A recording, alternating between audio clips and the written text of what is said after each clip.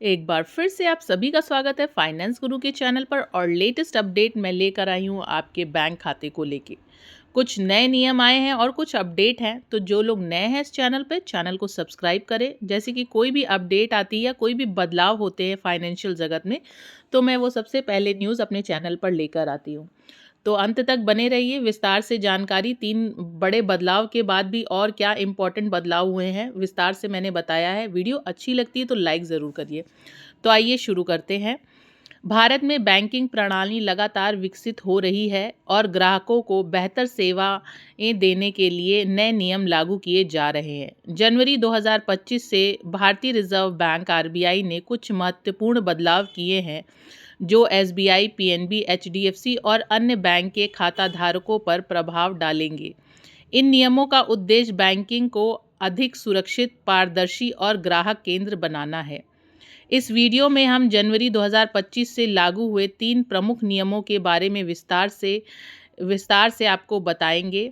ये नियम fix deposit, FD, निष्क्रिय खाते और नामांकन प्रक्रिया से संबंधित है। साथ में यह सभी समझेंगे इन बदलाव का क्या असर है। नंबर 1, फिक्स डिपॉजिट एफडी के लिए नया नियम। आरबीआई ने गैर बैंकिंग वित्तीय कंपनी यानी कि एनबीएफसी और हाउसिंग फाइनेंस कंपनी एचएफसीज में फिक्स डिपॉजिट के लिए नए दिशा निर्देश जारी किए हैं। ये नियम 1 जनवरी 2025 से लागू हो गए हैं। प्रमुख बदलाव: छोटी एफडी 10,000 तक की निकासी कर सकते 3 महीने के भीतर। गंभीर बीमारी के मामले में पूरी एफडी राशि निकाली जा सकती है, लेकिन 3 महीने के भीतर ब्याज नहीं मिलेगा। परिपक्वता सूचना: अब एनबीएफसी को एफडी परिपक्वता की सूचना केवल 14 दिन पहले देनी होगी। पहले यह अवधि 2 महीने थी। अन्य जमा निकासी: 5 लाख तक की 50% राशि 3 महीने के भीतर निकाली जा सकती है, लेकिन बिना ब्याज के। तो 3 महीने में अगर आप अपनी एफडी चाहे छोटी हो चाहे बड़ी हो, तो बिना ब्याज के आप अपना पैसा निकाल सकते हैं। नंबर 2, निष्क्रिय खाते के लिए नए नियम। आरबीआई ने निष्क्रिय खाते को लेकर भी एक दिशा निर्देश जारी किया है। ये नियम 1 अप्रैल 2025 से प्रभावित होगा। प्रमुख बिंदु: निष्क्रिय खाते परिभाषा: यदि खाते में 2 साल तक कोई ग्राहक लेन देन नहीं रखता है, तो उस खाते को निष्क्रिय मान लिया जाएगा। नंबर 3, नामांकन प्रक्रिया में बदलाव। आरबीआई ने सभी बैंक खातों में फिक्स डिपॉजिट में नामांकन प्रक्रिया को अनिवार्य किया है।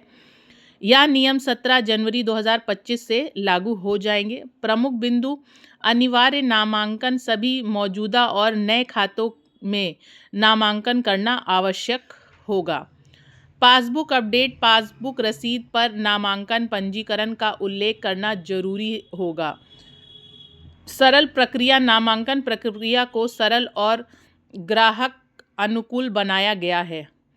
जागरूकता अभियान: बैंकों को इसके लाभों के बारे में प्रचार करना होगा। तो ये सारी ज़रूरी अपडेट आपके बैंक खाते और बैंकिंग से थी। अन्य महत्वपूर्ण बदलाव जिनकी मैं बात कर रही थी, जनवरी 2025 से लागू होंगे अन्य बैंकिंग प्रणाली में इस प्रकार। न्यूनतम बैलेंस सीमा बढ़ी, 3,000 से एसबीआई में 5,000 हो गई, पीएनबी में 1,000 से बढ़ के 3,500 है, कैनरा बैंक में 1,000 से बढ़ के 2,500 है। एटीएम ट्रांजैक्शन शुल्क: हर महीने केवल 3 मुफ्त ट्रांजैक्शन की अनुमति होगी। हर महीने केवल 3 मुफ्त ट्रांजैक्शन की अनुमति होगी। अंतर्राष्ट्रीय ट्रांजैक्शन पर 25 रुपये शुल्क लगेगा। डिजिटल बैंकिंग का विस्तार: डिजिटल लेन देन पर कैशबैक और अन्य लाभ दिए जाएंगे। केवाईसी अपडेट अनिवार्य: कम जोखिम वाले ग्राहकों का केवाईसी हर 2 साल में अपडेट करना होगा। उच्च जोखिम वाले ग्राहकों का केवाईसी हर साल अपडेट किया जाएगा। तो ये मुख्य बदलाव हुए हैं आपके बैलेंस मेंटेन को लेके और एटीएम ट्रांजैक्शन को लेके। वीडियो अच्छी लगी हो तो लाइक, कमेंट, शेयर ज़रूर करें।